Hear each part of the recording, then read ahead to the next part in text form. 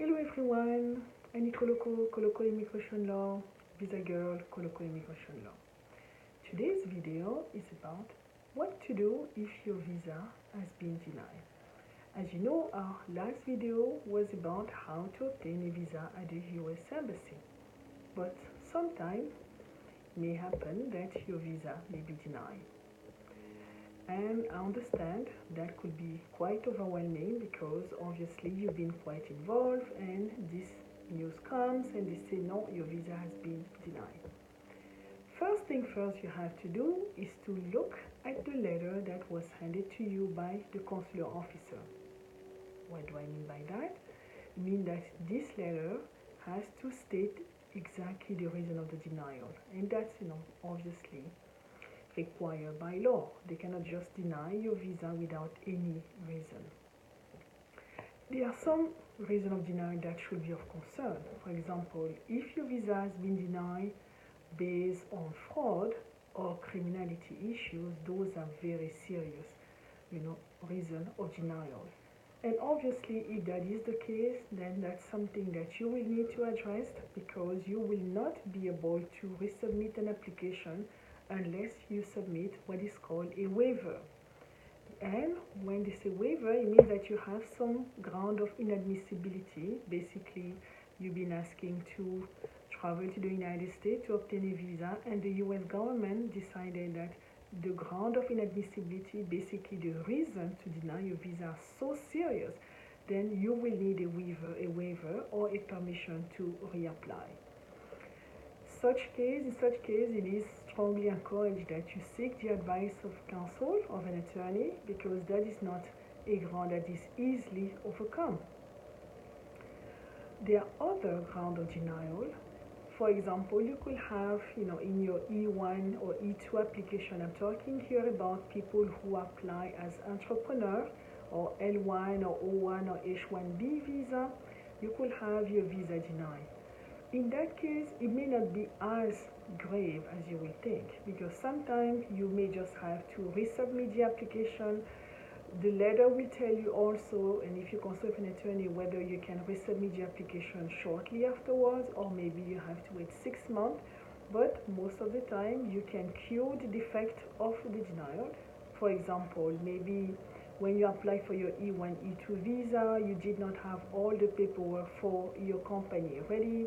Maybe the officer was not convinced whether you have sufficient funds, and so on and so forth. If that is the case, you can address that denial and you should be good to go.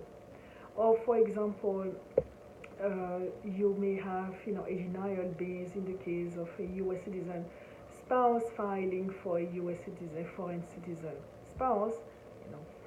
Then at this point, there may be question whether you have demonstrated that you have sufficient tie to this person, that whether you were in contact during courtship and so on and so forth. Those are grounds that can be definitely overcome. But just wanted to let you know that it is very important when you communicate with USCIS or the consular officer, then you do have to look at the ground of denial. There is also a ground of denial that may be linked to your previous entry to the United States. And that's also something, for example, somebody who went to the United States and maybe the person actually overstayed, that's a problem because you may be facing a bar. If that's the case, then again, you will have to apply for a waiver because this is actually a serious ground of denial. As you can see, it is sometimes overwhelming, but it doesn't mean that it's not curable. Or either you may have a denial for a visa, a student visa, for example, the consular officer is not convinced that you have sufficient funds, is not convinced that probably the study that you're trying to achieve, could be maybe completed in your country. That's something that you can fix, you can resubmit as well.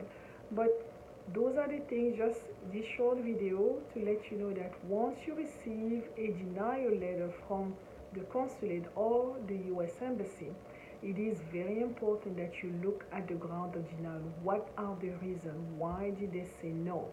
And if that is the case, then you can resubmit. Sometimes that is not as simple, and then you may have to find an attorney, and obviously file for a waiver to cure the ground of denial. This concludes my short video. Let me know if you think that this actually is useful to you. If you believe that you have additional questions and you would like to know a little bit more, do not hesitate to contact our office at info@kolokolaw.com or 716-200-1720. And obviously, if you think this video was useful to you, please do not hesitate to subscribe to our Facebook page or our YouTube channel, Visa Girl, same.